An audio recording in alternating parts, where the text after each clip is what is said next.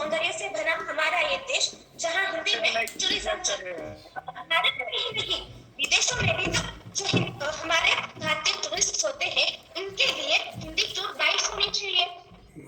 आप सभी ने रजत शर्मा का नाम तो सुना ही होगा, editor in chief India TV.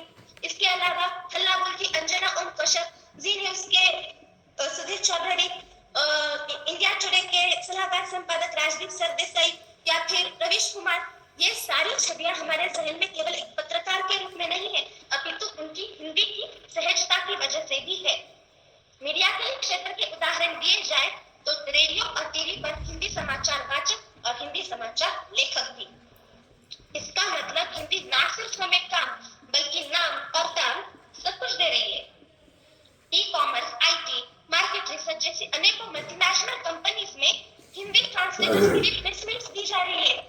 वैसे ट्रांसलेटर्स से याद आया विराज यादव, जिन्होंने मिशन इम्पॉसिबल के टॉम क्रूज की आवाज हिंदी में डब की, रवि शट्टर जिन्होंने iron man Robert Downey junior की आवाज हिंदी में डब की, और इसके अलावा मराठी के कुछ नाम जिनकी हिंदी डबिंग में धूम मचा के रख दी, शरद केरकर, संकेत मात्रे, पुष्पा को आवाज देने वाला हमारा श्रेयस तलपरे।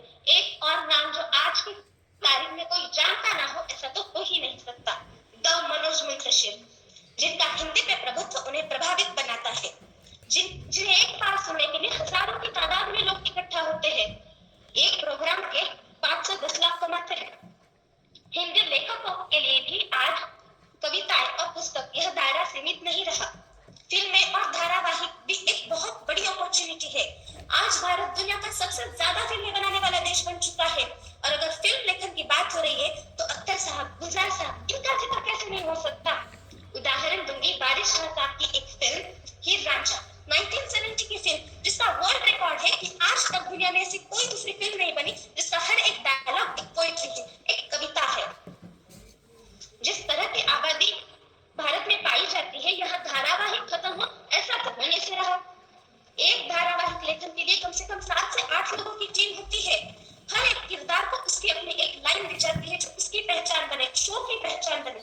जैसे ये उन की बात है का बेला चाची का किरदार भगवान झूठ ना बुलाए। शशि और सुमित मित्तल ने बजट का एक बहुत बड़ा हिस्सा पटकथा लेखन पे लगा दिया।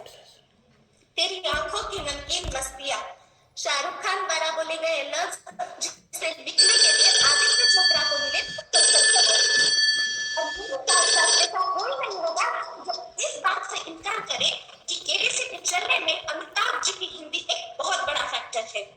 और विज्ञापन लेखन, तुम सबसे हंसी, तुम सबसे जवान, सौंदर्य सागर निर्मा, ऐसी लाइंस लिखने के लिए भी प्रोडक्टिविटी सब कुछ चाहिए, जिसपे प्रोडक्शन हाउस लाखों खर्च करता है। इंडिया के हमारे कुछ प्रसिद्ध रेडियो जॉकी आरजे नारे, आरजे मनीषा, अनुराग पांडे,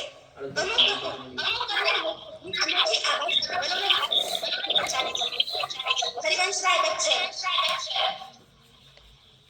हरिवंश राय बच्चन ये सब